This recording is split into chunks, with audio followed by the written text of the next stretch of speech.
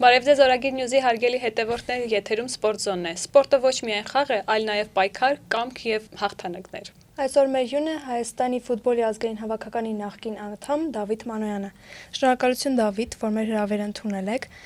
Ուզում ենք սկսել նախ երբ սկսեցիք ֆուտբոլը, ով ձեզ տարավ, ինչու։ Ողջույն, սկսեցի ֆուտբոլի հաճախել 6 տարեկանից, հայրս տարավ ինձ Կիլիկիա ֆուտբոլային դպրոց, այժմ Փյունիկ կոչվում,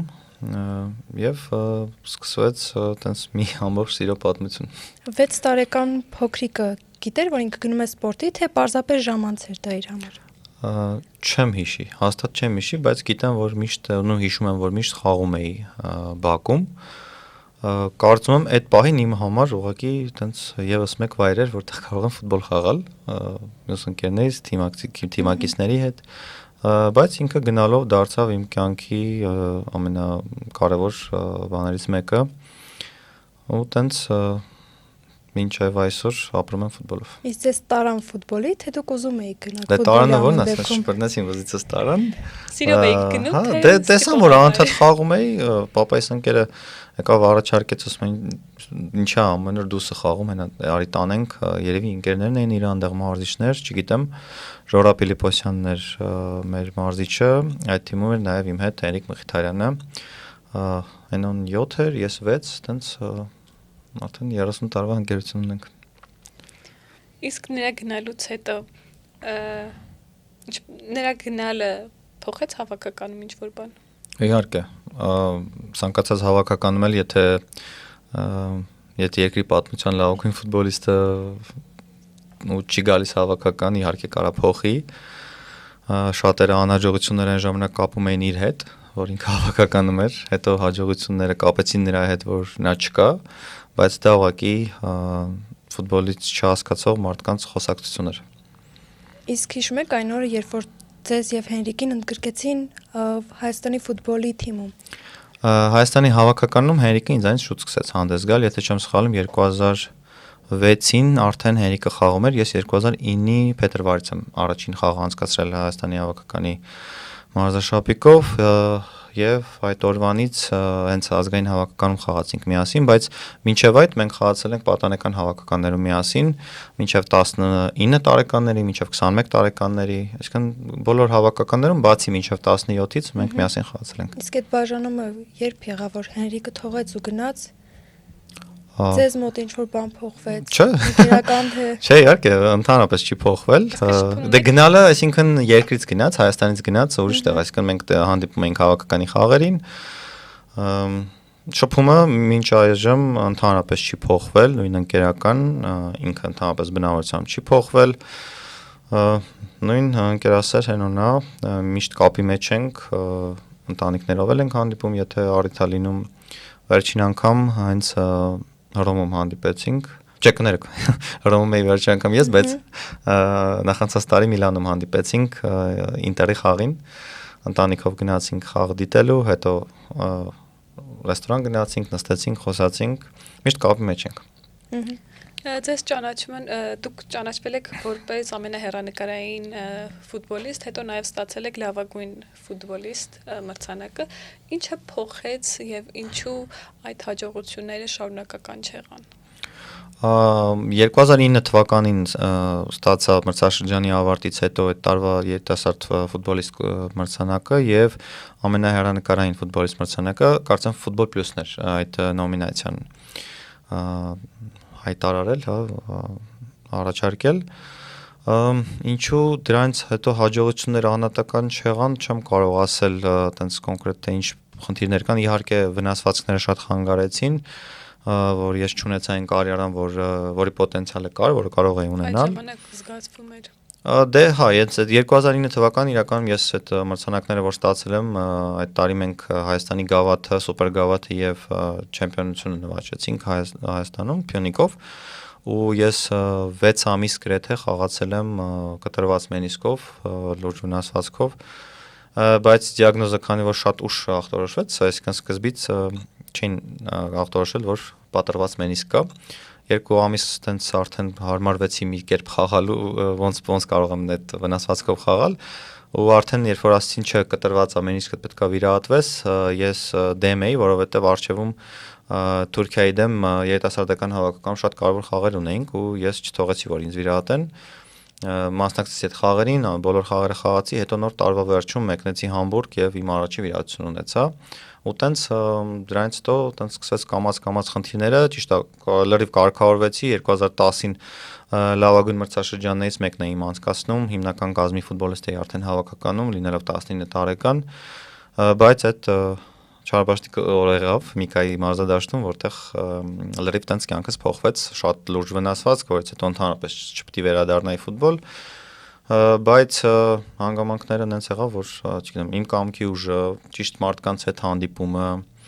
այդ ժամանակվա ֆեդերացիայի նախագահի չհանձնվել էի իմ նկատմամբ, այսինքն մինչև վերջ պայքարեց, որպեսզի ես ֆուտբոլ խաղամ, ամեն ինչով աջակցեցին եւ ունեցա այն կարիերան, որ ունեցա։ Կարա ընդհանրապես չունենայի sense։ Մեր ժողովրդի մեջ սովորություն կա, որ մինչև դանակը ոսկորեն չի հասնում, իրանք բժշկի չեն գնում։ Դուք էլ որ զգացիք արդեն վնասվածք ունեք, ինչի ավելի շուտ չգնացիք, որ 6 ամիս Չէ, գնացել էի, ասացի ինչի համար, որտեվ շատ կարևոր խաղ կար Թուրքիայի հավաքականի դեմ ու ես այդ խաղը չէի ուզում բաց թողեի։ Այսինքն գիտակցված եք գնում։ Հա, իհարկե, գիտակցված էի ու երիտասարդ էի, սենց ասեմ, այդ 6 ամիսը ինձ չխանգարեց, այսինքն ավելի չբարդացրեց իրավիճակը, մենիսկի պատրվածք էր, որը պետք էր վիրահատվել։ Միգուցե ինչ որ տեղ կարող էր ինչ որ այլ հատվածներ ծնկի մեջ մնացվեց, բայց չեմ կարծում, որ դա հետագայի համար լուրջ խնդիր էր։ Լուրջ խնդիրը արդեն 2010-ին լրիվ ուրիշ վնասվածք էր, որը կապ չուներ մենիսկի հետ։ Իսկ ինչի վնասվածքների թիվը հասավ 10-ի։ Երևի շղթայական ռեակցիա էր իրականում, որտեվ այդ 10-ի վնասվածքից հետո 2 անգամ վիրահատվեցի, որ անարդյունք ապարդյուն էին իրանք։ Հետո Մյունխենի Բավարիայի բժշկի մոտ գնացի, որտեղ արդեն առանց վիրահատության մոտ տարի ու կես բուժվելուց հետո վերադարձա ֆուտբոլ, ունենալով գրեթե 0% շանս վերադառնալ, բայց կարողացա նորից սկսեցի Փյունիկում խաղալ, արդեն թիմի ավագն էի, 4 տարի գրեթե 2016-ին արդեն այն ամենասպասված գնալը եղավ Հայաստանից, իմ հարազատակումը լքեցի եւ գնացի Կիպրոս ու արդեն այդտեղ նոր թիմ, լավ մարզավիճակում էի ու դրանից հետո էլի նորից վնասվածքներ, բայց ուղղակի չգիտեմ, երևի ինչ որ շղթայական ռեակցիա էր, երբ որ դու երկար ժամանակ ունես վնասվածքներ, շատ բարդ է այդ բաների, այդ ֆիզիկական ծանրաբեռնվածությունների մեջ դիմանալ ու նորերը չստանալ։ Ու տենց երևի շղթայական ռեակցիան է, ճիշտ պատասխանը այս դեպքում։ Ձեր հարցազրույցներից մեկում նշել եք նաև, որ եղել են բժիշկներ, ովքեր սխալ վիրահատություններ են իրականացնել։ Հայաստանում մի հատ սխալ եղավ, որովհետև պետք էր ուրիշ բան անել, անհաջող վիրահատություն, ասենց ասեմ, դրա համար ստիպված երկրորդը Գերմանիայում արդեն արեցի։ Իսկ որևէ մեկը պատասխանատվություն կրել է այդ սխալ վիրահատության համար։ Չեմ կարծում, միգուցե չէ, որովհետև չգիտեմ հիմա ինչ է փոխվել այդ առումով, չեմ առնչվել, բայց չեմ կարծում այն ժամանակ ինչ որ տենց պատասխանատվության հետ կապված դատի տալու ինչ որ բան կար։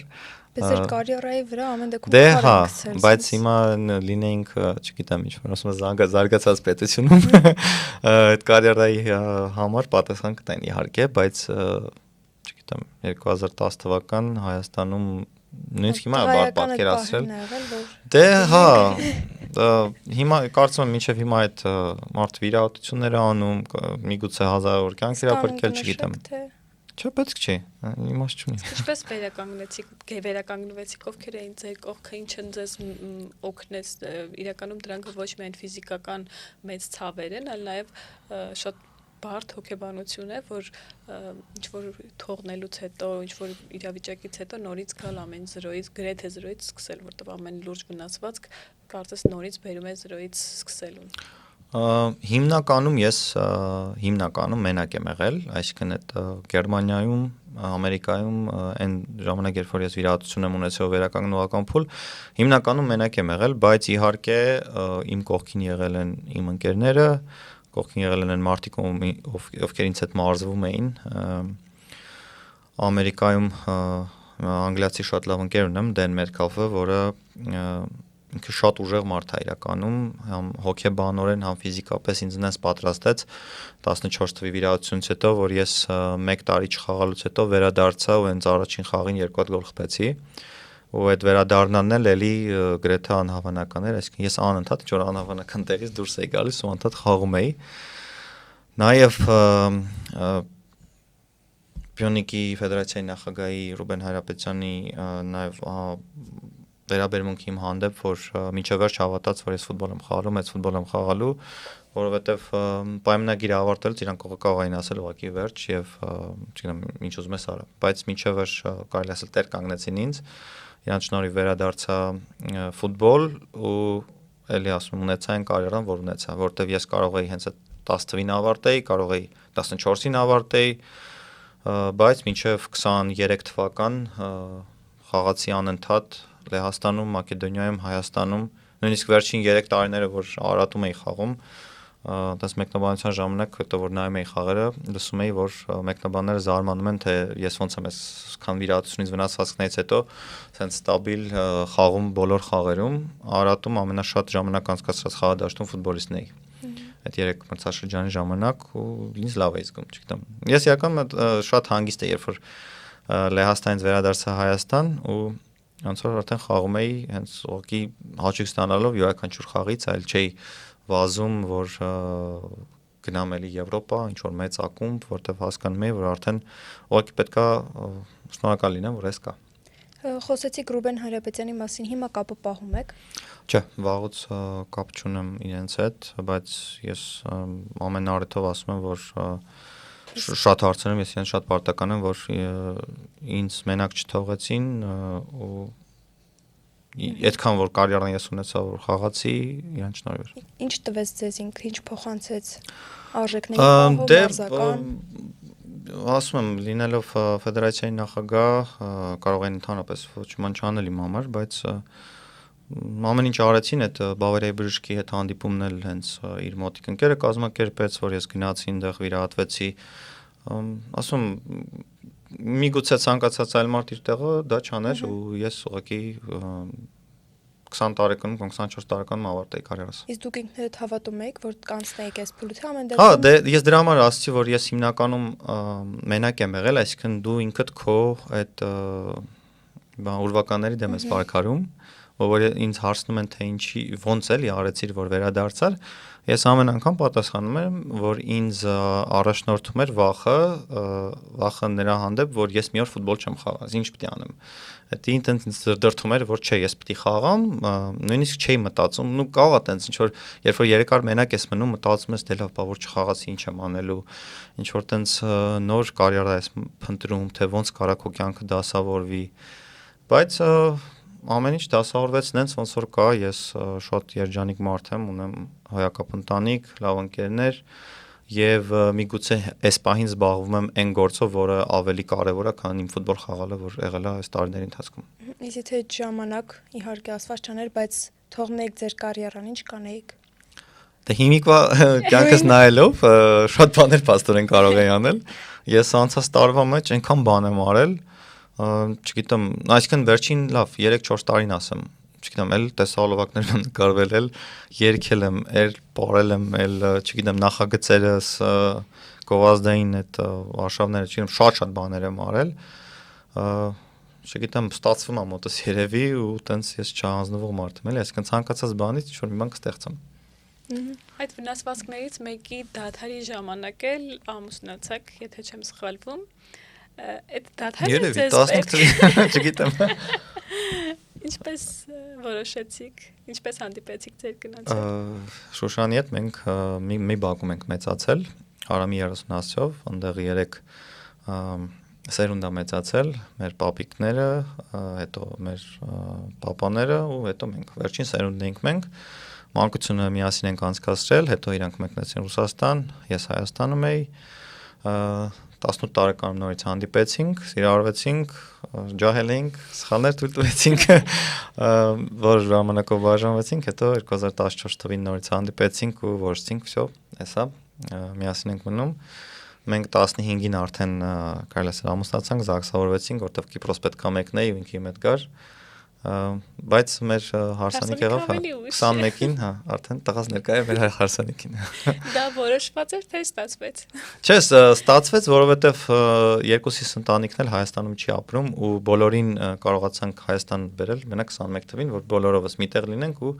ոնց որ այդ տարեթը նշենք, այսինքն թե շենք պլանավորել, որ երեխա ունենանք, հետո ամուսնանանք, այսինքն մենք ամուսնացած ենք եղել, բայց այդ խնջույկը չէր եղել։ 21 թվին այդ բասն էլ լրացրեցինք։ Նշեցիք, որ տեսահոլովակների մեկ նկար է հանվում, ես չեմ կարող այս հարցը չտալ, վերջին տեսահոլովակը, եթե չեմ սխալվում, վերջին Իվետ Ամուկուչյանի հետ բավականին համարձակերպարում էիք, ինչպես էր ընդունում ձեր կինը, չի խանդում նման դեպքերում, ու ոչ միայն այլ դեպքերում էր։ Անցածի մասում ենք խոսում, չէ, այսինքն եթե հիմա տենց էլի տեսահոլովակ լինի, ինձ թվում է նորմալ կտանի, Պարզը չէր երազում ինքը դրա մասին, որ ես մի օր ինչ-որ տենց տեսահոլովակում կնկարեմ ու ամբողջ Հայաստանը դրա մասին կխոսայի, բայց շատ հասկացող է, ինձ վստահող է, կարելի ասել ու չգիտեմ, որպես, ինչ ասում, գործ, ճիշտ է, նորմալ չի, երբ որ ինքը ամուսնացել է ֆուտբոլիստի հետ, չէ, ինքը սպասում է, որ ֆուտբոլիստի հետ կապված ինչ-որ գործունեություն բան, մեկ էլ հանկարծ, եթե լինեի ես մոդել ամենասկզբից ինչ-որ տենց կամ դերասան, ինքը պիտի իմանար, թե ինչին տակա ստորագրում, չէ, ոնց որ այս նորություն է, բայց այդ ոնց որ կյանքի մի փուլ էր, որը հետաքրքիր էր, չեմ ասի դրանից հետո կամ առաջ իմ կյանքը ինչ-որ ձևով փոխվեց, այսինքն ինչ-որ նոր առաջարկներ, բան դրանից առաջ էլ էր նույն ձև կար, մինչև այդ մի տեսահոլովակում էլ էի նկարվել, այնտեղ ավելի տենց ինչ-որ ռոմանտիկ վիճակ էր, տենց 18+ չէր ասում, ոնց ասում են, բայց էլի հետաքրքիր էր ու ինձ թվում է այդտեղից սկսվեց արդեն այս ավելի լուրջ, երևի կարելի ասել կյանքիս ամենալուրջ գործերից մեկը, որը Արադ 73-ի ֆիլմում նկարվելն էր, փետրվարի 5-ին արդեն Հայաստանի բոլոր կինոթատրոններում լինելու է, պրեմիերան փետրվարի 5-ին է եւ չգիտեմ, այս ցանկացած բան բերեց այդտեղ։ Որ դերում եք կամ ինչ դերում եք։ Ես Ալեքսանդր Կավալենկոյի դերում եմ խաղում եւ իրականում հետաքրքիր շատ պատմություն կա դրա հետ կապված, որ ես Ալեքսանդր Կավալենկոյին հանդիպել եմ 1990, այսինչ 98 թվականին կարծեմ կամ 7, այդ նկարի հետևը գրած չի, բայց 98 կամ 97 թվականն է, ես եմ Կավալենկոնն է, ես 8 տարեկան, 9 կամ 9 տարեկան կամ 7 տարեկան չգիտեմ, եւ 8 Հենրիկի մաման է Մխիթարյան եւ այն մյուս կինը չգիտեմ, երևի Կավալենկոյի հետ կապված էր ու հետո ասենք տարիներ անց ես խաղում եմ Արադ 73-ի մեջ իր դերը, այդպես շատ հետաքրքիր սիրուն պատմություն էր։ Այդպես ինքը շատ հետաքրքիր կերպար ա եղել, շատ ուժեղ ֆուտբոլիստ ա եղել, պաշտպան, որը ես չեմ, ես կիսապաշտպան եմ եղել։ Ինքը եղել է կնամոլ, շատ ուժեղ։ Ու այս ֆիլմի մեջ ես տենց մի 3-4 ընկերուհի ունեմ։ Այսինքն էլի չգիտեմ ոնց ինձ գալիս ամեն անգամ այդ կերպարը հանդիպում է։ Հա, բայց ես ընտանեկան մարդ եմ։ Մենք դες տեսնենք, որ ուր գնում եք դուք, ձեր շունը միշտ ձեր հետ է։ Հա։ Երբ սկսեց ձեր շան հետ մտերմությունը, ինչպես եք նրան ձեռք բերել։ 2015 թվականին, երբ որ արդեն զաքսավորվեցինք կնոջս հետ,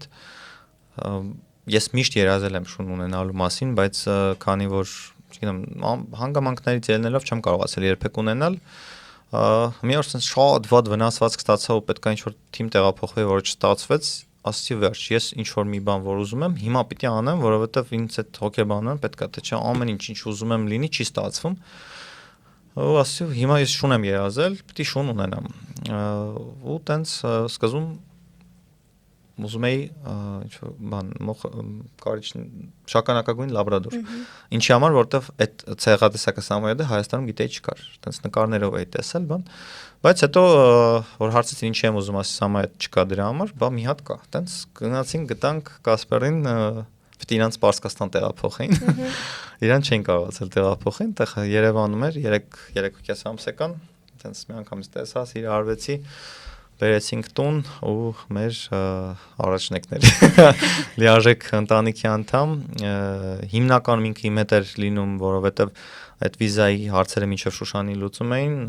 2-3 ամիս անցնում էր, բայց այդ ընթացքում ինքը իմ հետ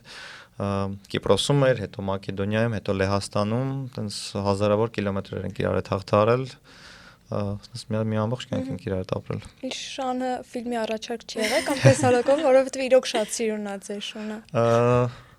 Բանի էս վերջերս Մենք ենք տալիս, ինչու ոչ։ Չէ, եղել է, այսինքն տենց ես սկզբում տենց Instagram-ը նոր էր տենց զարգանում, ես իրան էջ բացեցի, տենց լավ նորմալ աշխատում էր, բայց այն բլոգերների նման չէի հետևում, թե չէ հիմա շատ կունենար, ինչ որ տես կերպարներով, բաներով իրան անեի, որովհետև շատ սիրուն է ինքը, բայց չգիտեմ, չի եղել տես կոնկրետ առաջարկ ու տես իրան տես չեմ էլ ընկալում էլի, որ ասեն գնաց տեղ թարդիկ տես կանի, չէ, ինքը ինչ որ բաներ անում է, բայց չեմ կարծում որպես դերասան իրան կուզեին էլի, բայց ինքը մի տեսալոկում նկարվել է իմ հետ, որը հենց ես ինքս եմ բեմադրել, հա, ռեժիսորն էի, դա Նեմրայի եւ Streetball Armenia-ի համատեղ տեսահոլովակներ, բացի իր աչքերդ երկի հիման վրա, ոչ պաշտոնական, բայց միասին վանից Նեմրայից ստացա համաձայնությունը եւ շատ սիրուն տեսահոլովակ ստացանք, դա Streetball Armenia-ի գաղափարի մասին է, թե ոնց ծնվեց ու ինչ դարձավ։ Եթե չեք նայել, նայեք, շատ սիրուն է։ Իսկ ինչ է Streetball-ը, բացենք փակագծերը, որ Հա։ Streetball Armenia-ն ինքը նախագիծ է փողոցային սպորտի հիմնադրել եմ ես Հայկ Աղաքարյանի հետ միասին, Հայկ ֆրիստայլերի, միասին որոշեցինք, որ այսինքն ես իրական շատ վաղուց այդ միտքը ունեի, բայց քանի որ երբ որ պրոֆեսիոնալ ֆուտբոլով ես զբաղվում, ժամանակ չի լինում տենց առանձին ինչ որ պրոյեկտներ դու առաջ տանես ու պահ կար, որ 6-7 ամիս վնասվածքի պատճառով չէի խաղալու ու որոշեցի, որ պետքա սկսել հենց հիմա դա եւ Հայկի հետ նոր ենք ծանոթացել, հասկացա, որ շատ մեծ աուդիտորիա ունի ինքը երեխաների շրջանում եւ մեծ ֆուտբոլասեր է ու ոնց որ տենց սիմպաթիան բռնեց իրար, շատ լավ ընկերացանք, զանգեցի, առաջարկեցի, որ սենց միտք ունեմ վաղուց, արի միասին սկսենք, բայց ամենասկզբնական միտքը փողոցային ֆուտբոլի զարգացումն էր, երեխաներին ոնց անենք, որ նորից դուրս գան բակ խաղալու, դուրս գան իրանց հեռախոսներից։ Շատ մեծ միջոցառում առաջինը կազմակերպեցինք, գտանք հովանավորներ, ովքեր հավատացին մեր նախագծին ու մինչև հիմա մեր հետ են, ու առաջին հենց միջոցառման ժամանակ բասկետբոլի 3-3-ի դեմ ֆորմատը միացրեցի։ Իրականում չիմանալով գրեթե ոչինչ այդ սպորտի մասին, հենց 3-3-ի մասին եմ խոսում, բասկետբոլի ես մեծ սիրահար եմ, բայց այդքան խորացված ոնց գիտեմ հիմա, ես չգիտեի առաջ, Հայկը տենց մի քիչ չէր հավատում, որ ոնց կարանք մենք ինչ բասկետբոլ բան, բայց ինքը տենց շատ լավ ձուլվեց այս մեր պրոյեկտին, ու առաջին միջոցառմանը հենց ֆուտբոլ, բասկետբոլ 3-3-ի դեմ շատ մեծ միջոցառում երկօրյա ունեցանք, մոտ 400 մասնակից ունեցանք, 3000 հանդիսական երկօրվա մեջ, շատ մեծ էր։ Այդ տարի եւս 2 մրցաշար արեցինք, մեկը էլի փողոցային ֆուտբոլ, մյուսը էլի բասկետբոլ ֆուտբոլ, եւ 2024-ին արդեն մեկնարկը տվեցինք Հայաստանի գավաթին, որը իրենից ներառում էր 10 մարզ ու Երևանում առանձին մրցաշար էր եւ վերջում մեծ եզրափակիչ։ Ու մեզ միացրեցինք նաև փողոցային կուլտուրայի մեջ շատ սերտ կապ ունեցող բրեյք-դանսին եւ սկեյթբորդին, որը ինձ թվում է շատ կարևոր ատրիբուտներից մեկն է, փողոցային սպորտի, ու շատ լավ զարգացավ ամեն ինչ։ Անցած տարի նաև միացրեցինք ֆուտբոլ ֆրիստայլը, որը Հայկն է դրանով զբաղվում։ Իրականում սկսելուց չգիտենք ոնց կստացվի, որտեղ մարզերում շատ չեն։ Ընդհանրապես Հայաստանում ֆրիստայլով զբաղվող շատ քիչ են, Հայկը առաջինն էր ու իր հետևից sense հիմա նոր սերունդ է դաստիարակում տանում առաջ, ու այս մարզային մրցաշարերը շատ տենց լավ անցավ։ Տեղեր կային ինչ որ որակ չկար, տեղեր կար որակը լավ էր, բայց մեկնարկեր, հա, ինչ որ քայլ էր առաջ, որը տենց նորից էլի այդ բանը շղթայական ռեակցիան ինքը շատ կարևոր է։ Մեկից մի բան է ծնվում ու ընդհանուր առմամբ Streetball Armenia-ն ոչ թե նպատակա ազգային հավաքականներին բասկետբոլի, ֆուտբոլի կամ չգիտեմ լավ բրեյք-դանս պարող ունենալու համար, Այլ առաջին հերթին ինքը սոցիալական լավ նախագիծ է, որը միտված է քարոզել սպորտը, քարոզել առողջ ապրելակերպը, երեխաներին ցույց տալ, թե ինչի պետք չի ծխել, ինչի պետք չի օգտագործել թմրանյութեր, ինչի պետք չի լինել ագրեսիվ, կռվարար, այլ պետք է լինել ընկերասեր, իրենց քաղաքը, մարզը եւ երկիրը սիրող, այսինքն մենք շատ մեծ գործ ենք անում, իհարկե այդ հաղթանակները ֆուտբոլիստները, չգիտեմ, կարող է մի օր շատ մեծ հավանականություն կա, որ ասենք մի օր հավաքականում կունենանք Streetball Armenia-ի մրցաշարում մասնակցած երեխա։ Դա շատ լավ սիրուն պատմություն կլինի, բայց մեր համար ամենաառաջնային բանը էս բան, ոչ թե ունենալ լավ հավաքական, այլ ունենալ լավ ապագա, լավ սերունդ, որոնք սիրել են իրենց երկիրը, հարգելու են մեկը մյուսին, որը այս պայծրությամբ մեր ամենամեծ խնդիրն է Հայաստանի կարծում եմ։ Վարչապետ Փաշինյանը նշել էր, որ 2050 թվականին Հայաստանի հավաքականը դառնալու է աշխարհի չեմպիոն, դուք էլ ասացիք ապագայի հետ կապված, դուք հավատում եք եւ կան արդյոք նախադրյալներ։ Դե տենց նախագծեր ընդհանրապես չի լինում, այսինքն դու չես կարող ասես 2050-ին կամ 60-ին դու աշխարհի չեմպիոն ես ունենալու, դա անհատական սպորտաձև չի, որ օրինակի համար, չգիտեմ, Չինաստանը ասում է օլիմպիական այս խաղում մենք հաղթելու ենք, որտեվ ունենք չգիտեմ ինչքան միլիարդ բնակիչ ու ստեղից հաստատ մեկին չեմպիոն կդարձնենք, տենց չի լինում, մենք փոքր պետություն ենք, մենք նախ պետք է անենք քայլեր, որպեսզի ունենանք ստաբիլ հավաքական, հետո նոր մտածենք աշխարհի առողջության ուղեգիր ձեռք բերելու համար, նոր դրանից հետո մտածենք play-off դուրս գալու համար, հետո մի օր մտածենք, որ աշխարհի չեմպիոն ենք դառնալու, որտեվ կարծում եմ նույնիսկ Ուրուգվայը չի կարող նման բան ասել, որ 2050-ին իրանք դառնալու են։ Դա չես կարող, այսինքն դու կարաս չգիտեմ, ուզենաս բոլորս էլ ուզում ենք, թող 50-ին չէ, 60-ին կամ չգիտեմ, թող հենց 2030-ին ունենանք, բոլորս էլ ուզում ենք, բոլորս էլ ուրախանալու ենք։ Ֆուտբոլը նենց բան սպորտաձև է, որ բոլորին համախմբում է։ Օրինակ ես հիշում եմ, որ մեր շախմատի հավաքականը երբ որ հաղթեց օլիմպիադան, չէ՞, Լևոն Արոնյանը, այդ մեծ հավաքականը, որ մինչև հիմա բոլորս հիշում ենք, էլի ուրախություն կար, էլի հավաքվեցին, էլի ուրախացանք, այս կոմենքոն բոլորս հպարտ էինք, բայց հաղթում ես մի հատ Լեհաստանի հավաքականի դեմ խաղ 1-0, այն ժամանակ Լեհաստանի հավաքական տենց ուժեղ չէր։ Ամբողջ Երևանում տոնը ֆուտբոլի մեծությունն է դա, ոչ թե բանի, ասենք, շախմատի հավաքականի բան նվաճումը, բան նժարի վրա դնելով Լեհաստանի հավաքականի հաղթանակի դեմ։ Ուղղակի դա ֆուտբոլի մեծությունն է։ Հենց որ եթե օրինակի համար դու պլանավորում ես 2050-ին ունենաս աշխարհի չեմպիոն, դա նախ ռեալ չի, ավելի ճիշտ է պլանավորել, որ ունենաս լավ հավաքական, լավ ֆուտբոլ, ստաբիլ ֆուտբոլ, որ կախված չլինեն անհատականություններից, այսինքն մեր բոլոր ակումբները գրեթե սեփականատերեր ունեն, չկան այդ shareholding-ը ոնց է կոչվում, բաժնետերեր, հա, չկա համայնք, այսինքն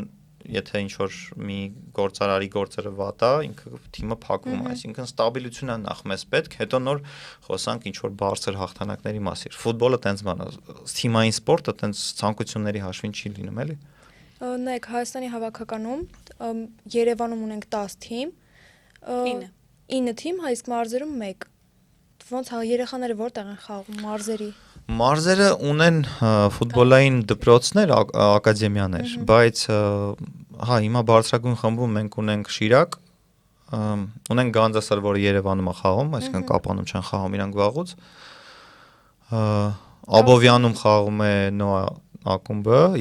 էլի թիմեր կան, Փյունիկն էլ մեկ-մեկ խաղում Աբովյանում, բայց Աբովյանը հենց ինքը թիմ չունի։ Ակադեմիաներ կան մարզերում, բայց հիմնականում այն Երևանյան ակումբների իրանց այդ ֆիլիալներն են, այսինքն գրանցված ակադեմիաներն են, չգիտեմ, Ալաշկերտը ունի ինչ-որ Գեղարքունիքի մարզում, եթե չեմ սխալվում, էլի տենց ինչ-որ տեղեր, բայց հա, ճիշտ եք ասում, իրանք տեղ Լորվա մարզում, որ Լորվա ակադեմիան կա, թիմը վաղուց արդեն չկա։ Եվ 3-4 տարի արդեն Լորվի ակումբը չկա, բայց ակադեմիան գործում է։ Ու լավ հարց է, որտեղ խաղան, երբ որ իրանք մեծանան։ Կամ պետք է այնքան ուժեղ լինեն, որպեսզի այն ակումբները, որոնք բարձրագույն խմբում թիմեր ունեն, կան իրանց վերցնեն, պայմանագիր ստորագրեն վերցնեն, կամ էլ ուղղակի բանակ գնալուց հետո իրանք կարիերան ավարտում են։ Իսկ բանակը ֆուտբոլի հավաքականի տղաները բանակը ծառայում են սպորտային Հիմա գոյություն ունի ԲԿՄ ակումբը, համ բարձրագույն խմբում, համ առաջին խմբում։ Ընդհանուր որ հաշվենք ֆուտբոլիստների քանակը եւ 50 հոգի, այսինքն 50 հոգի ընդամենը, որ այդ արտոնությունը ունի։ Դեռ շատ քիչ է, որ 10 արդյոք կշարունակեն, թե ինչ որ բանից խուսափելու համար։ Իսկ ինչպես է ստացվում, որ ոչ թե 100-ն են այդ բանակում, այլ 50-ն են։ Չէ, եսի նկատի ունեմ, որ թիմը ֆուտբոլային, չէ, մոտավորապես 20-25 հոգուց է բաղկացած։ Եվ դրա համար երկու թիմը 50 արեց։ Հիմա կարող է 60-ը կամ 55-ը կամ 45-ը, չգիտեմ։ Իրանք ընտրվում են,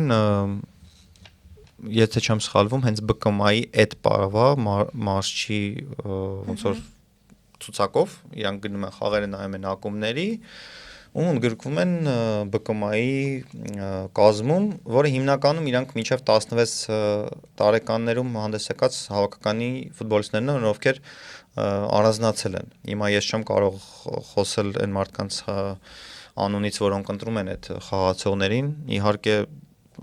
շատ հարցեր կան, թե ինչու էս ընտրվեց, մյուսը չընտրվեց, բայց դա այնպիսի բան է, որ միշտ էլ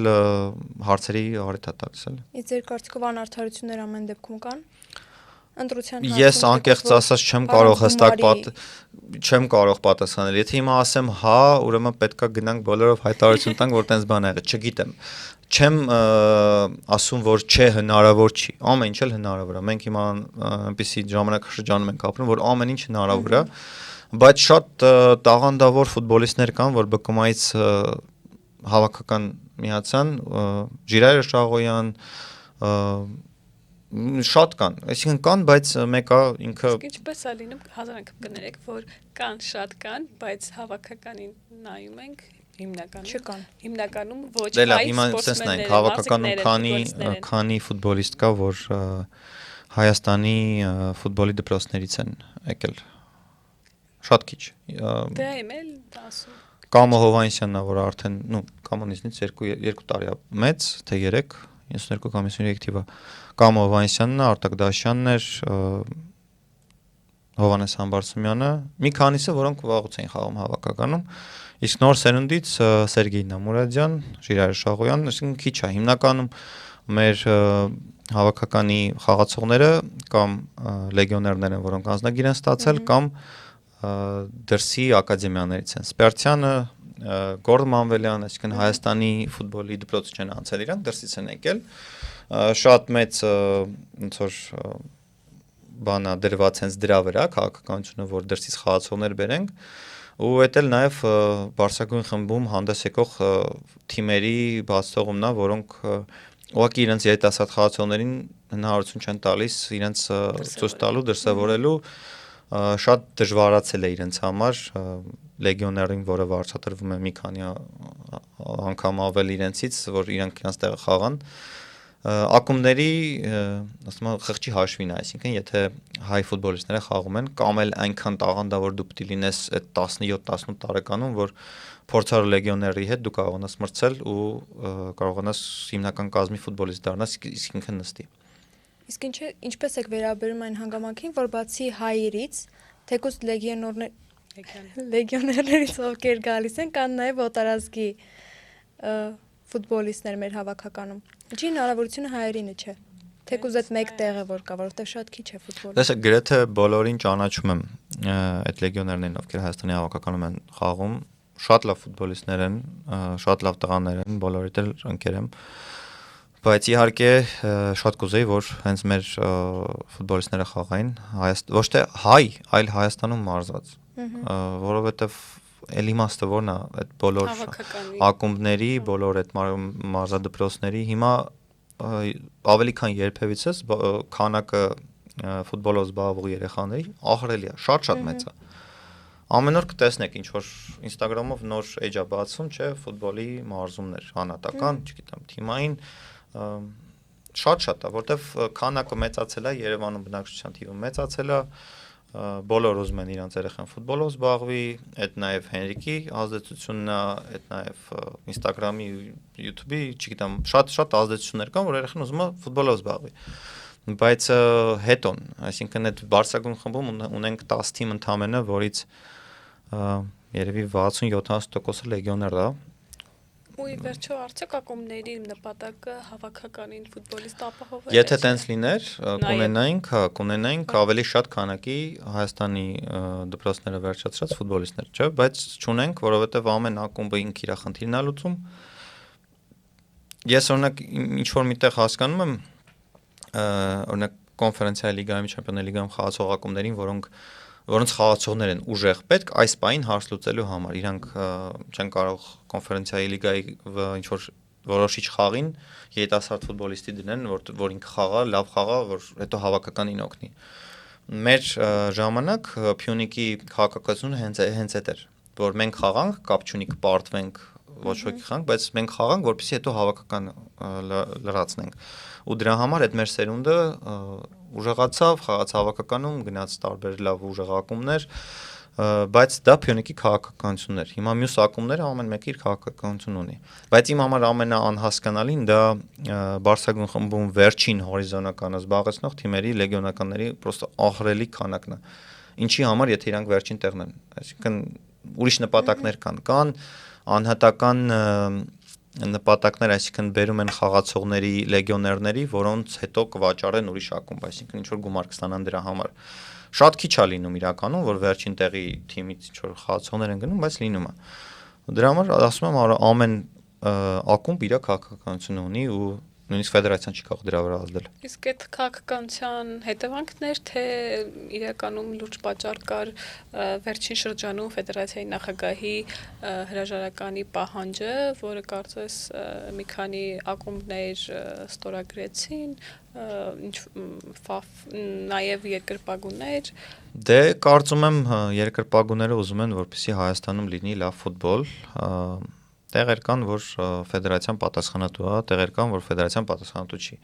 Այսինքն ակումբները իրենք էլ պետք է ոնց որ իրանց բաժին մեղք ունեն, բայց դա այդ գլխավոր համակարգողը իհարկե ֆեդերացիան է, այսինքն պետք են էլ ավելի լուրջ քայլեր դեպի մանկապատանեկան ֆուտբոլ, դեպի ակումբների, ես օրինակ միշտ կողմ եմ եղել, որ լիմիտ լինի ու լիմիտ լինի ոչ թե լեգիոների համար, այլ հենց Հայաստանում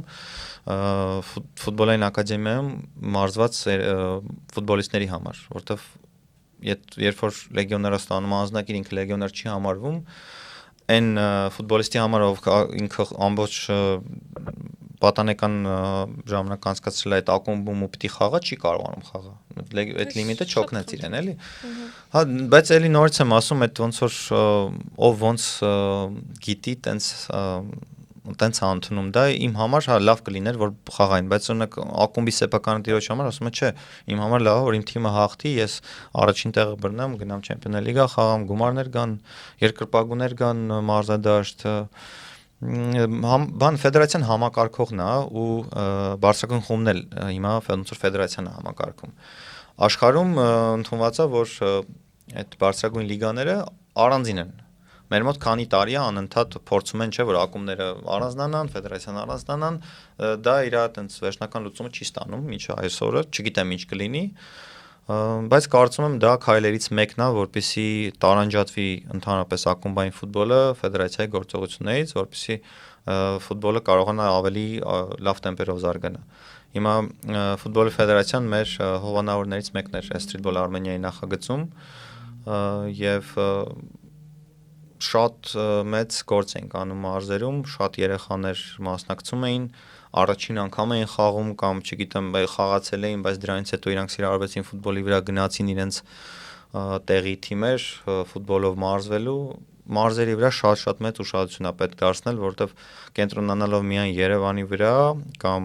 չգիտեմ, մյուսը Գյումրին է, հա, երևի ու Լոռին, բայց որը ակումբ չունի, մենք այնքան փոքր երկիր ենք, որ մեզ այդպես հնարավորություն չենք կարող թույլ տալ։ Մենք բոլոր մարզերում, ճիշտ է, կան ենթակառուցվածքներ,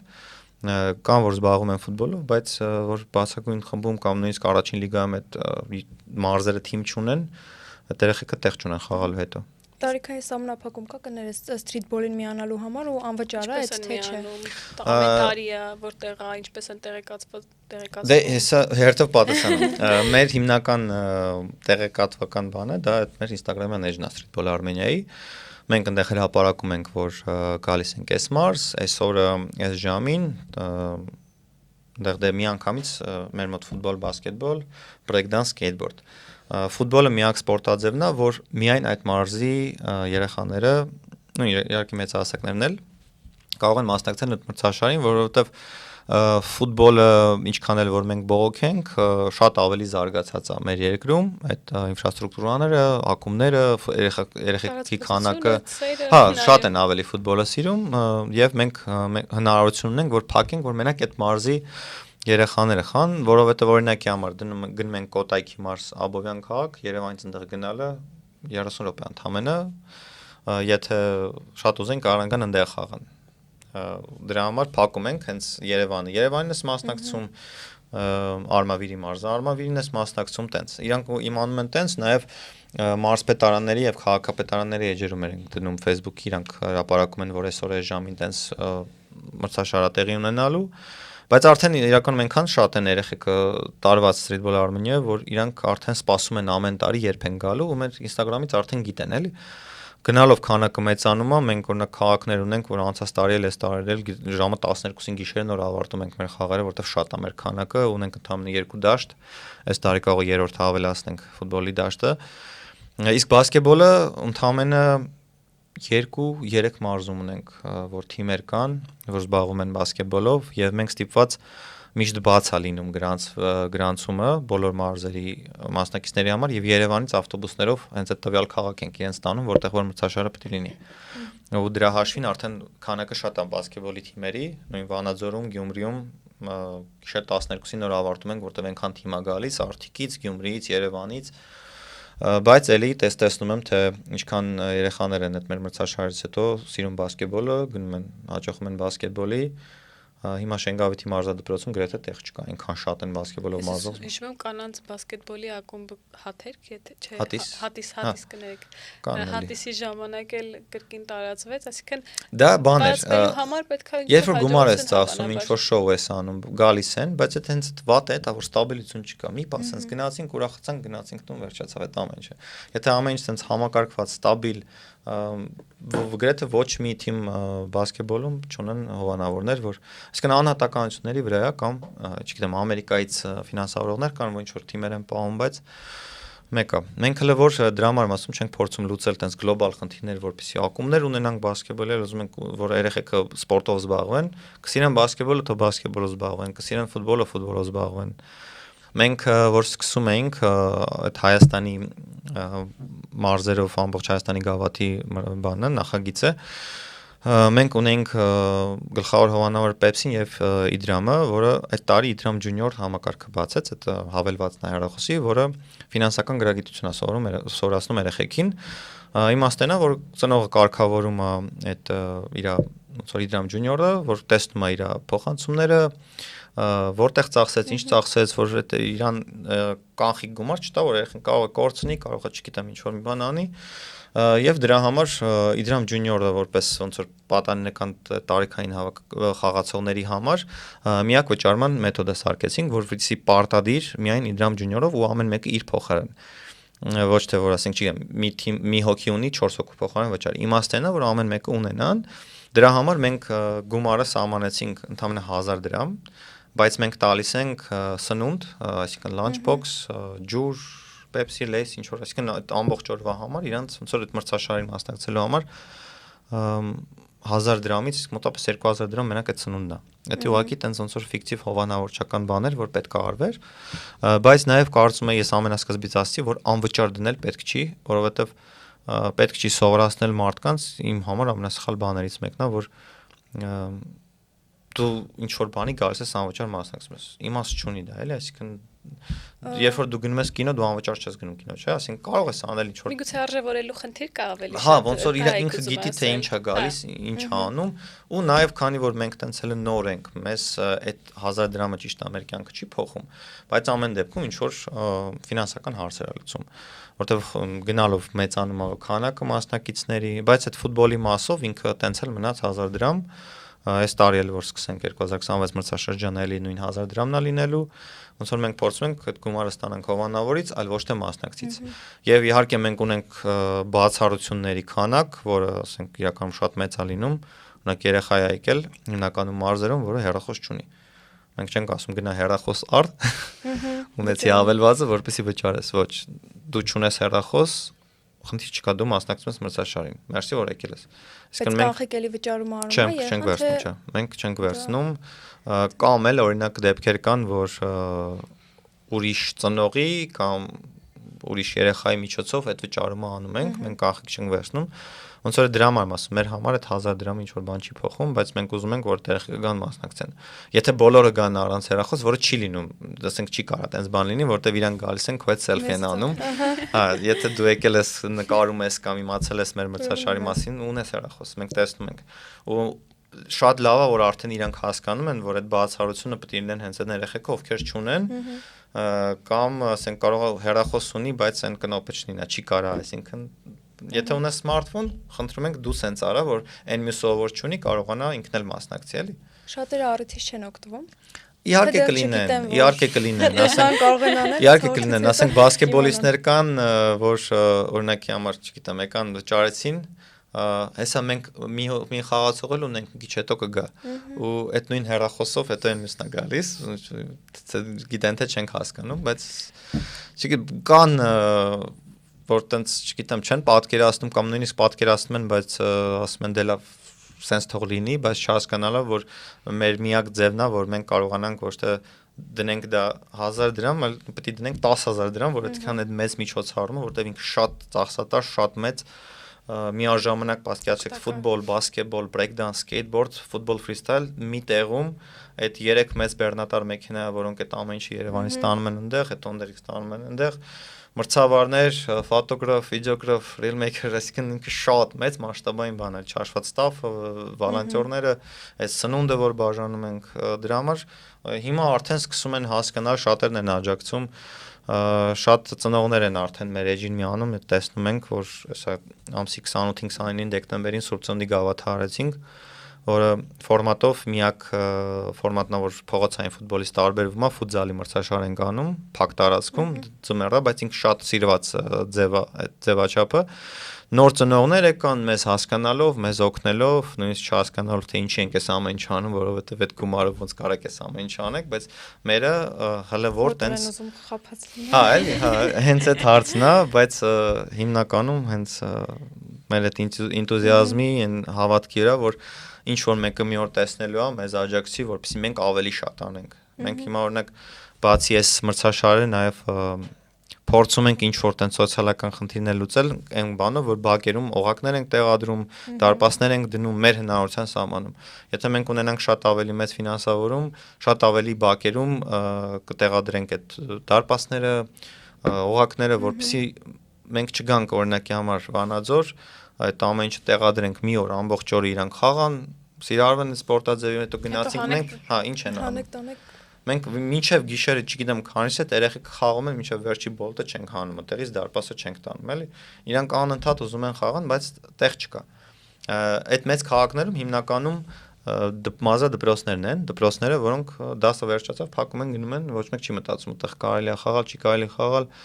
ու տենց մեծ քաղաքներում նամանավանդ շատ ափսոս է, որ մինչև հիմա տենց բակային այդ բանը Երևանում հիմա կա արդեն շատ բակերում տեղադրվում են այդ դաշտերը, ցանցերը, այդ ամեն ինչը տեղադրվում է։ Մենք էլ փորձում ենք ամեն ինչով աջակցել ու դրա համար եթե մենք ունենանք ֆինանսական հնարավորություն ոչ թե Երևանում կանենք, որտեղ ստեղ արվում է, այլ կանենք մարզերում։ Այս տարի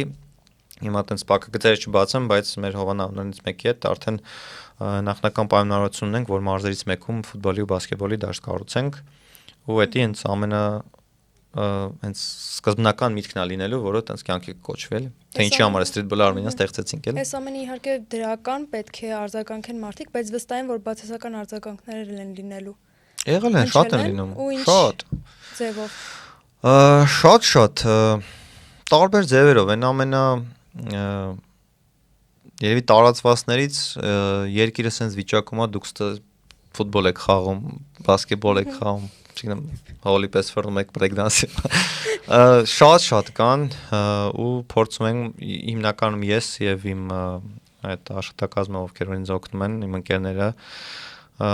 փորձում ենք այդ մարդկանց հասկացնենք, որ սա միակ ձևերից մեկն է, որը մենք գիտենք, որը մենք կարող ենք անել, որ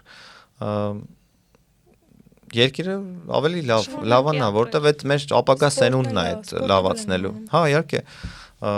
որտեվ սպորտը այդ թիմային ոգին, այդ ընկերասիրությունը, հետո այդ համայնքը, որ ձևավորվում է, հետո ինքը պետություն է ձևավորում դրա հարցից։ Ու այդ մենք չենք ասում, որ լավ Հիմա գնանք ասենք համերգ ինչ ես անում, որովհետև նա երկիր ես վիճակում է։ Եվ քանակով համերգ որ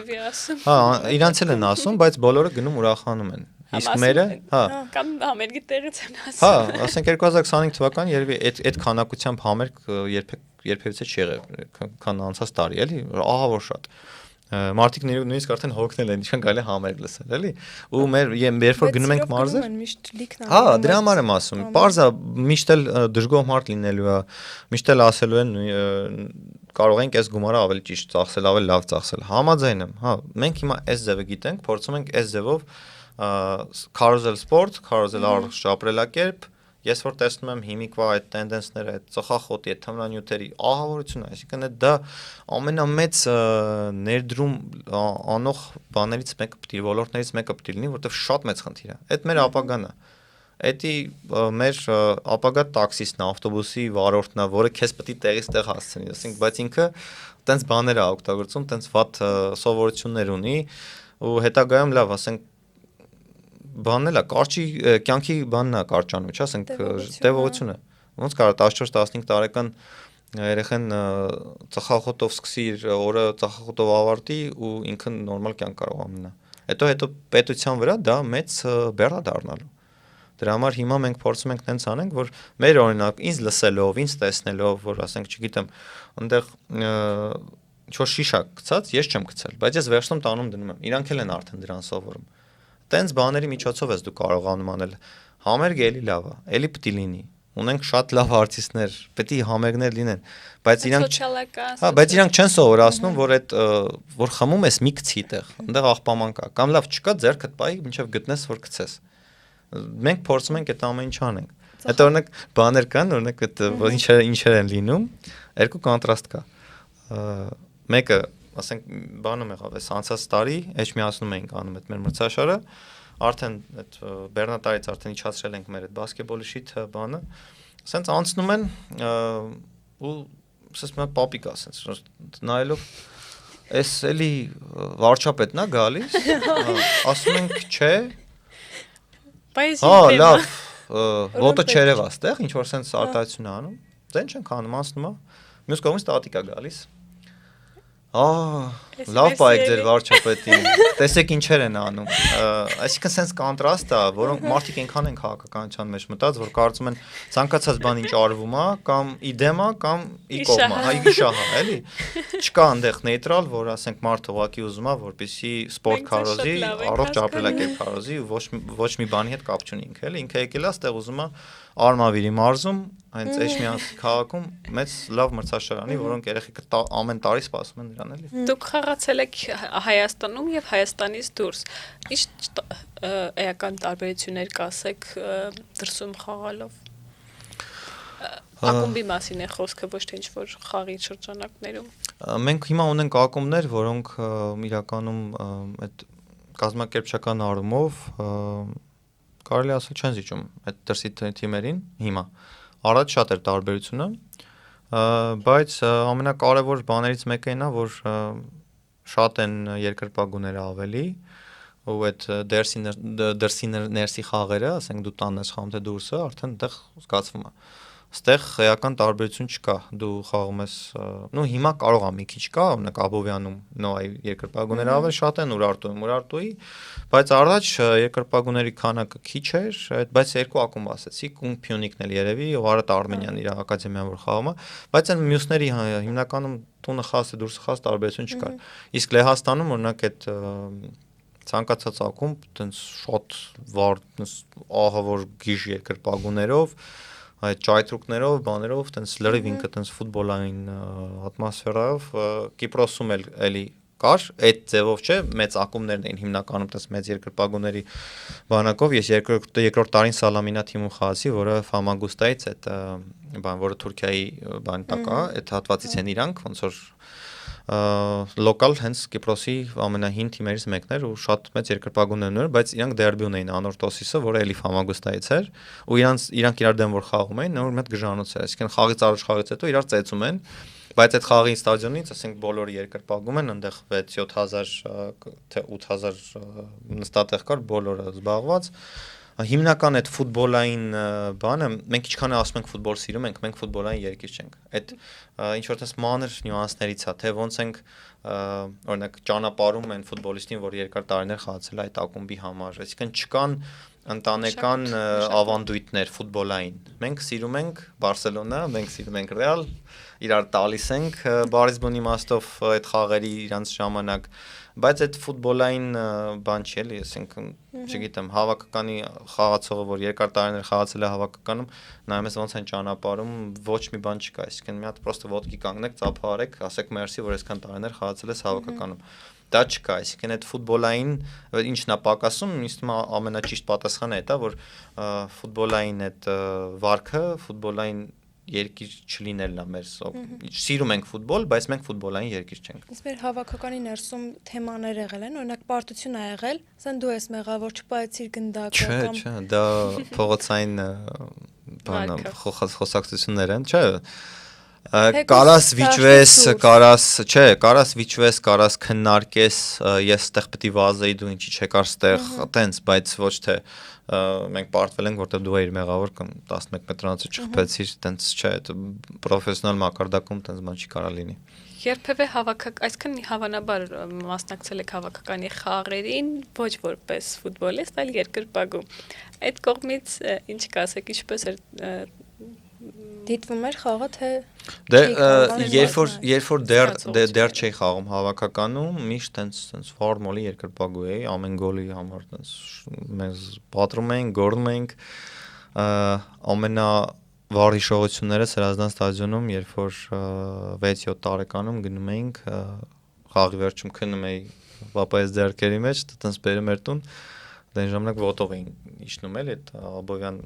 Արամի խաչմերուկում էր մեր տունը, տեղից ցած Սրազդան ստադիոնից ոտքով գալիս էին տուն։ Այնտեղ տաքսիներ են ժամանակ չկար, մեքենայով չէր կարող գալ, փակ էր։ Այդ Ֆրանսիայի 3-2 հաշիվը Հայաստան-Ֆրանսիա Զիդանի գալը, Գերմանիա 5-1-ը, այսինքն ես շատ լավ տենց հիշում եմ այդ օրերը ու Հրազդան ստադիոնի այդ երկրպագուների քանակը, ու հետո երբ որ Իտալիայի դեմ 2013 թվականին խաղացինք ամենավերջին խաղերից էր հավաքականի, հետո մի հատ Դանիայի խաղավ 30-35 հազար երկրպագու կար, այն որ լրիվ ուրիշ զգացողություն է, երբ որ դու արդեն խաղում ես ու հետո չգիտեմ մի խաղի չկաս, վնասվածք ունես, ուրիշ ձև ես նայում, որ ուզում ես այդ պայն դաշտում լինես, բայց մինչև խաղալը դու ուղղակի երկրպագու ես Հայաստանի հավաքականի, Հայաստանի, ուզում ես որ Հայաստանը հաղթի։ Իսկ այնտեղ արդեն դրանից հետո դու ոնց որ ուզում ես դաշտում լինես, ոնց որ հիմա ես ուզում եմ դաշտում լինեմ, բայց դե ասեմ ոնց որ ոչ թե երկրպագու ես ոնց որ էլի կարող է հեսա մի ժամանակ գա որ էլի երկրպագու որպես դառնամ, բայց ես հիմա որպես sense ներքին բանս նես կուզեի ես լինեի այստեղ օգնեի տղեկ ինչ որ sense վիճակել։ Մեկ հարց էլ տամ, խոսքի մեջ ասացիք, որ երեխաները ծխում են ու ես էլ եմ այդ շատ եմ նկատել, բայց հետո մեծանալով բնականաբար իրանք շարունակում են այդ իրանց ծխելու վարքը։ Հայաստանի հավաքականում ծխողներ կան, որովհետև մեր հայտնի սիտկոմներից մեկում միշտ որ մեր առօրյայի վրա է հիմնված, ցույց է տալիս, որ ֆուտբոլիստներն ամեն դեպքում ծխում են։ Կան ծխողներ, թե չէ։ Ասում no comment։ Չէ, տեսեք, ես հիմա չգիտեմ ով կա, ով չկա, առաջ էլ եթե եղած է լինի չեմ ասի, բայց տեսեք, ամենավառ անհատականություններից ֆուտբոլիստներ, ովքեր են Մարադոնան, Կրոյֆը, որ բոլորն է տեսել են ոնց են ծխել, չէ՞, ասենք իրանք Մարադոնան ինչ ասես չի արել։ Կրոյֆը մարզիչ տարիքում էլ այդ Բարսելոնայի մարզիչ նստածած կամեկային ինքը ծխում է։ Այն ժամանակ ընդունված էր, այն ժամանակ նույնիսկ այդ NBA խաղերի բաները տեսել եք նկարները հին։ Այդ ֆոտոները նենց արած, որտեղ ներսում ծխում էին, նորմալ էր դա։ Ու այդ ծուխը ոնց որ այդ ֆոտոները ավելի սիրուն էր դարձնում։ Հիմա այդ ֆոտոները չեն կաստանում, որտեղ ծուխ չկա ներսը։ Բաներ կային, որ ընդունված էին, ինքնաթիռում ծխել, նորմալ էր դա համարվում, բայց եկեք հարց տանք, Կրոյֆը երբ ավարտեց ֆուտբոլի կարիերան։ Շատ վաղ, հա, 30-ներ, կարող 30-ներ չէր դարձել, ու դու պետք է հասկանաս, դու ուզում ես ծխես, խաղաս մինչև 30, էլի խաղաս։ Էլի բարձր մակարդակով խաս։ Ռեալ Մադրիդի ֆուտբոլիստներին էլ են տեսել ծխելուց, նկարել են պապարացիները, շատ կան տենց դեպքեր, բայց այդ ֆուտբոլիստի կարիերան կրճատում է շատ։ Դրա համար դու վերցնում ես ոչ թե որպես օրինակ քեզ Կրոյֆին, այլ վերցնում ես Հենրիկ Մխիթարյանին։ Ինչի՞ է հիմա խաղում այս տարիքում ինքը բարձր մակարդակով, խաղից խաղ, յուրաքանչյուր խաղին մաքսիմում ամենաշատ վազող խաղացողն, ամենաշատ գնդակ խլող ֆուտբոլիստն է։ Ասենք Ինտեր, Ռոմա, որը նայում ես, ասենք, այնպես թիմեր են, որտեղ այն ժամանակ երազեինք մի հատ ինչ որ Յանով վերջացող ազգանուններ կապ չունենար Հայաստանի հետ նույնիսկ, ասենք հայա, չէ՞։ Բայց նայեք, այս բարձրագույն, այս ամենաբարձր կետն է, որ ասենք ֆուտբոլիստը կարա հասնի 3 տարվա մեջ 2 անգամ Չեմպիոններ լիգայի եզրափակում է խաղացել, ասենք դա նույնիսկ այն ամենաթոփ ֆուտբոլային երկրներում չլսված բան է։ Նույնիսկ նման սպորտսմեններին ենք քաղաքականացնում ու ասենք անիմաստ բան է։ Վերաբերմունք։ Դրա համար խորհուրդ եմ տալիս բոլոր ֆուտբոլիստներին, որ մի նայեք են խաղացողներին, որոնք ծխում են, որտեղ իրանք շատ շուտ են կարիերան ավարտում։ Նայեք Հենրիկ Մխիթարյանի օրինակին, ձեր համար թող ինքը ամենատենց իդեալը լինի մարզիկի, մարդու ու ընդհանրապես, չգիտեմ, հայի։ Եվ վերջում ձեզ համար պատրաստել ենք մի քանի բլից հարցեր, բայց պետք է արագ պատասխանեք, պատրաստ եք։ Լավագույն ակումբը։ Բարսելոնա։ Հավաքականը։ Հայաստան։ Ֆուտբոլիստը։ Հենրիկ Մխիթարյան։ Մարդաշատ տրիբունաներ թե լուր խաղադաշտ։ Մարդաշատ տրիբունաներ։ Վերջին րոպեին գոլ թե վստահ հաղթանակ։ Եթե էմոցիաների համար է վերջին րոպեին գոլ, վստահ, բայց հաղթանակի համար չէ՞ որ վերջին րոպեին գոլը։ Հա, ամբողջ ընթացքում հաղթանակով տանեք թե վերջին րոպեին։ 5-0 կրվում ես վերջին րոպեին գոլ ես անում, ոչ մի բան չի փոխվում։ Հաղթանակի համար իհարկե։ Հա, վերջին րոպեին հաղթական գոլ։ Խաղալ վնասվածքով թե բաց թողնել հանդիպումը։ Եթե այդ վնասվածքով խաղալը քեզ չի ստիպի, որ երկար ժամանակ չխաղաս, կամ նաև կախված է խաղից, եթե Չեմպիոններ լիգայի եզրափակիչ է, դու պետք է խաղաս, կապ չունի։ Ոտդ էլ կտրած լինի։ Դե հա, եթե կարևոր խաղա, պետք է խաղաս, բայց էդի էլի մարզիչի, բժշկի ու քո անձնական դու պետք է որոշես, թե որտեվ հետո կարող է դու ինքդ, չգիտեմ, փոշմանես, որ տենց ես որոշա։ Հա։ Որն ավելի վտանգավոր, երբ մարզիչը գոռում է, թե լուրը նայում։ Փո, էդի բնավորությունից է կախված։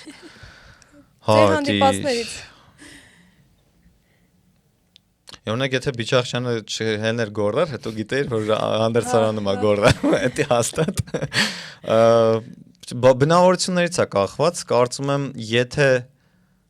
եթե չի խոսում, ուրեմն անտարբեր է, կարծում եմ։ Ուրեմն քեզանից շատ է պահանջում, եթե խոսում են, պարտադիր չի գոռալ, իրականում եթե երկրպագուների շատ տենց մեծ քանակ կա, դու չես լսի մարզիչի ձայնը, էլի։ Ճիշտ է, Հայաստանի բարձրակարգում երբ որ քանակը քիչ է, դու ցանկացած գոռոց կլսես։ Հենց որ եթե խոսում է, ուրեմն ուզում է, որ ավելի լավ խաղաս։ Լավ մարզիչ թե ուժեղ թիմակիցներ։ Կամ Դե լավ, ասում ուժեղ թիմակիցներ։ Երկար կարիերա, թե կարճ, բայց լիքը հաջողություններով։ Իմ համար ավելի շատ երկար կարիերա, որտեվ ֆուտբոլում լինելը երկար ժամանակ ավելի կարևոր է, քան կարճ ժամանակահատվածում ամեն ինչ հաղթես ու ուղղակի չլինես ֆուտբոլում։ Ինչքան երկար կաս, պետք է դաշտում լինես խաղաս։ Շնորհակալ ենք շատ Դավիթ։ Շնորհակալություն։ Այսօր այսքանն էր, հետևեք մեր սպորտզոնին։